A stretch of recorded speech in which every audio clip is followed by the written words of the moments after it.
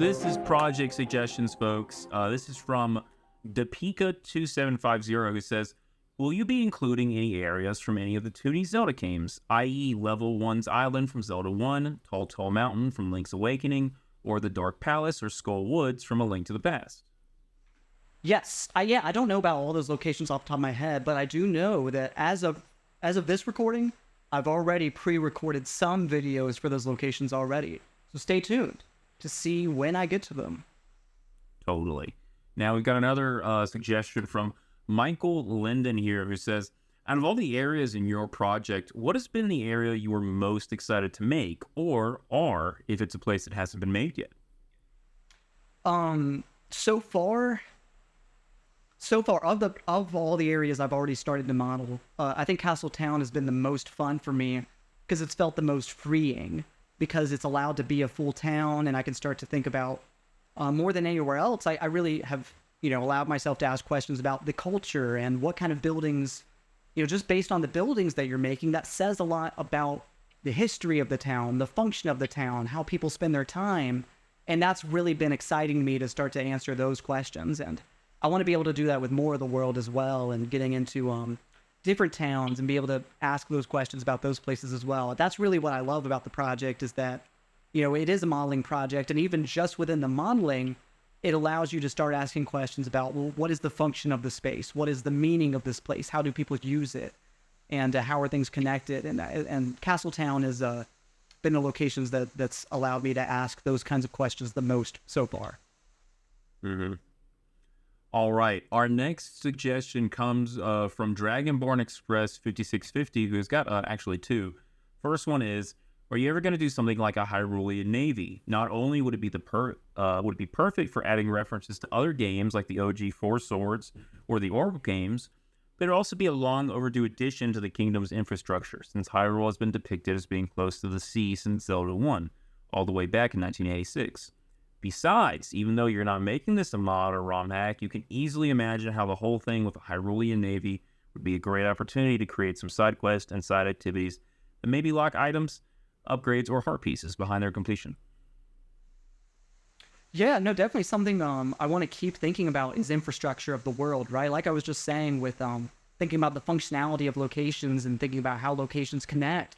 I think a navy would be a great way to imply those kinds of things, and think about ports in general and, ship travel. There's rivers and lakes and coastline all around this map. And so I feel like boat access is something that would really elevate just like that implied functionality for sure. Like you said, even though like this is not, I'm not making a mod on this channel for sure, just in the 3D modeling, explicit in the art of the project, being able to imagine the use of a space and the infrastructure, that's definitely something that really interests me. And I definitely invite anyone watching this video to comment down below any more ideas you have about infrastructure, because that's something I think is really interesting. I'm definitely down to add more trains, even trains in Wind Waker. Let's make it possible. I mean, that's definitely something I'm open to. So definitely, I love infrastructure. Is something that like there's that part of me that like if I had a little more time, that's something I'd love to do a deep dive into, just thinking about, how that can work in the world. But that's also why I have you and your suggestions. Mm-hmm. And they offer an additional kind of question suggestion that says, do you think you could build some canal locks on the Hylia River between Lake Hylia itself and Castletown?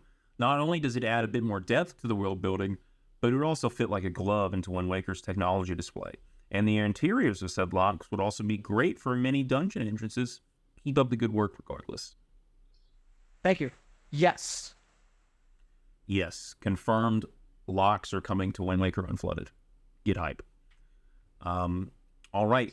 And now we've got final questions. So this comes from Morgan Lack 4337, who said, would it be possible to put the project on noclip.com or something similar when it's done? I think it would be so cool to have an easy way to let people fly around it. That's a great question. I don't know much about how NoClip works, but I do know, and I don't even know if Jasper, who runs NoClip, if he's interested in doing like fan art on NoClip. But I do know that Jasper's very easy to reach out to. Do you know about NoClip? what No Clip is. Is it like I don't maybe. I know about Beyond the Boundary, the famous YouTube channel. I'll give a quick introduction. If you don't know what NoClip is, noclip.website is a online 3D modeler viewer specializing in showing off maps from different games. It has, especially for GameCube and Wii games, there's some 3DS games on there for sure. So if you're a Nintendo fan and you want a chance to just look at different maps from those games from different angles, you can take the camera anywhere. If you've watched Boundary Break, it kind of lets you, do that as well. Just being able to take the camera anywhere, even places that the player couldn't access. So I'm a big fan of Jasper's YouTube channel, Jasper, who runs noclip.website.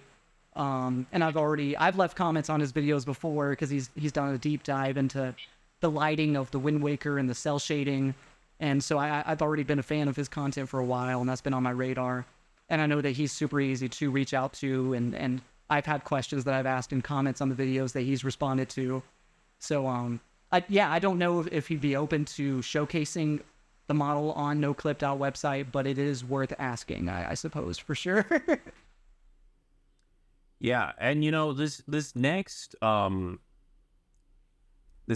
comes from the Zelda YouTuber Legend, who you should check out his channel for, quote, silly, sometimes useful videos about Zelda.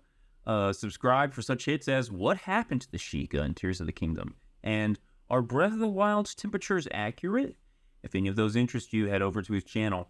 Sledgen does ask, he says, okay, just saw your video on modeling, and while it is a little, or modding rather, sorry, and while it is a little disappointing, being honest here, that you can't release it, I totally understand why. And that even if it did somehow get to work on a mod, Nintendo might try to take the whole thing down anyway. And you wouldn't want that. But with that out of the way, here's my question. When the project is finished, what are your ideas of what you'd like to do with it? Like making short films with Link exploring / doing things, for example. And that's the first part of this question. Yeah, no, I appreciate that question because for sure, like, I'm not making a mod.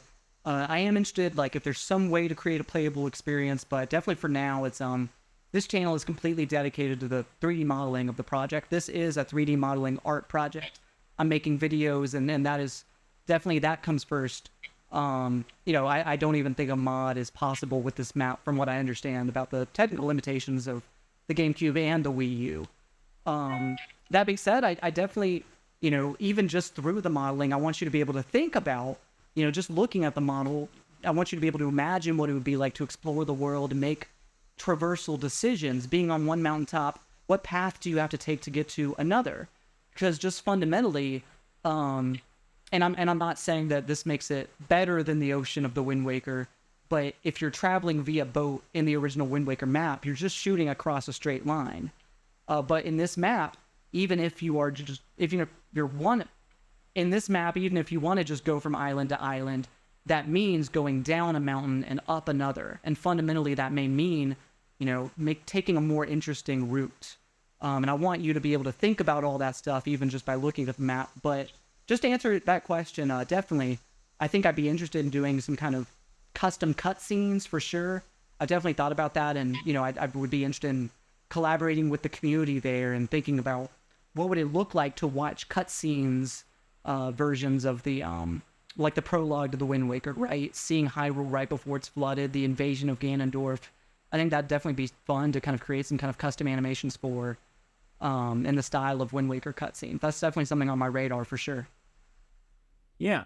And their final question is how did you and Melon Speedruns meet and decide to work on this together? Yeah, so Melon Speedruns just reached out to me via email and just said, like, hey, I'm interested in what you're doing, and I'd love to work on a version of this project with gameplay. And it was really nice that he just reached out and started work on it and tried to see if the map was even possible to import into the game, into the Wii U version of the game. And once that didn't work, he said, I'm just going to create a custom Unity engine and see if it can run. And of course, like we've already said in this video, that Unity project will never be released in its current form. But it's really cool to see a version of that map that is explorable. And I'd like to create some kind of experience where you can explore that map for yourself. But definitely, the way that Melon Speedruns has created that Unity project, it's not going to be released in its current form. But it was so just inspiring to see Melon Speedrun's interest in the project, and with so many other collaborators that have already contributed to the project. I really encourage you just to reach out if you're interested. If you're an artist or a 3D artist, whether that's making models, big locations or just small assets, or even if it's just concept art, if you're interested in contributing, or even if that's just voicing your ideas, I encourage you to, shoot me an email or leave a comment. I read all the comments, and I really want this project to feel like it's being done justice for the Zelda fan community, and that people who love Wind Waker and are imagining this world, that you'll feel like that this map does justice of Hyrule in the way that you imagine it in the world of the Wind Waker, for sure. So I totally invite, anyone else who wants to be a part of this project to just shoot me an email. That's the best way to get in touch with me. Awesome. And Javid9693 asked this other great question, which is, what is an unexpected lesson you learned from taking on such an ambitious modeling project? This is a good question. An unexpected lesson. Hey, There are definitely lessons that I expected. oh, this guy, he's expecting things, folks. You can't get one past him. Now, I'll say this. From when I started the project, like we've talked about, something that helped it was that there was never a deadline. I knew that this was a big project. I always knew that it would take time. And just from the start, I just kind of told myself and, was comfortable telling the viewers as well, this is a project that could take years, just because it's fundamentally, it's a huge map to try to make. And so I definitely think that, early on, I really wanted to keep that balance of like, I have so many other projects I want to make, and I never want this to get in the way of that.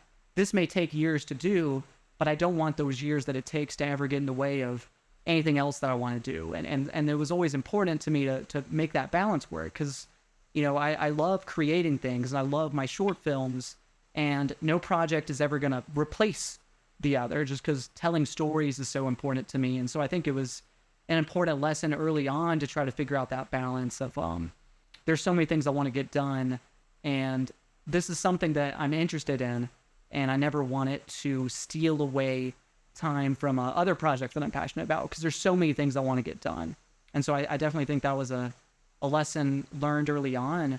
But I also think, like we've talked about, just from doing things on YouTube, I think I've learned lessons and learned different lessons as to kind of try to figure out what works on the platform.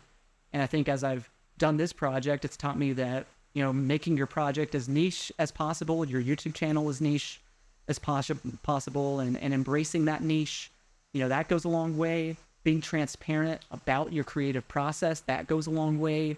And I think just being personal. And I think once I started doing videos that had voiceover, that really helped the project launch and help pave the way for 10,000 subscribers, which still blows my mind that we're at that number. But I do think that all of those were things I definitely realized along the way while doing this project. Mm-hmm. Yeah, and I guess our final question comes from Callum's Army, who asked, what comes after Wind Waker Unflooded Surprised Face? Oh, this is a great question, because definitely I'll always be doing short films, and subscribe to my main channel for more of other projects, because like I said, I'm always doing other projects, and so it's not like you're not gonna hear from me after Wind Waker Unflooded is done. There will be a time that comes when the project is done, for sure. But I'm always going to be telling stories and, using 3D animation in those stories. And definitely like the window that this has opened into like the Zelda fan project space, I'd be interested in continuing to contribute to that in some way. But it's also like, this is such a specific project for me that I've been specifically interested in. And I don't really know what I would do in the Zelda space after this channel, or after this project is done. That being said, on this channel, I'm definitely interested in, I'd like to voice some of my opinions, because, as I've been playing Tears of the Kingdom, I think it'd be fun to make a review on this channel for sure, and kind of talk about the game, and kind of engage in Zelda discussion on this channel more than just the making of this project. But for sure, I'll always be making things, and I definitely want to, though, open the channel up to more things than just this project, though. Mm-hmm. All right, folks. Well, I think that wraps up all our questions. Joe put me in charge of the Q&A. I don't think I missed anybody. So, but if you question did not get answered, you can always blame him. At the end of the day, Joe, I'll let you sign off on this one. Yeah, no, thank you all so much for asking questions, and I've really appreciated that we've had some great questions. And feel free if there's anything that any other questions that you have that this video has only started to answer some questions. If there's anything else that comes up, feel free to comment down below any other questions that you have.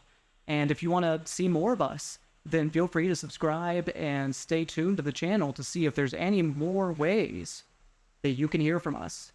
Thank you all so much for watching. As we've already told you, if you want to be able to support me as a creator, become a member on Patreon or listen to my music on Spotify. I've given you the spiel plenty of times before, so I'm not going to repeat myself. All this to say, thank you so much for watching. I'll let y'all go.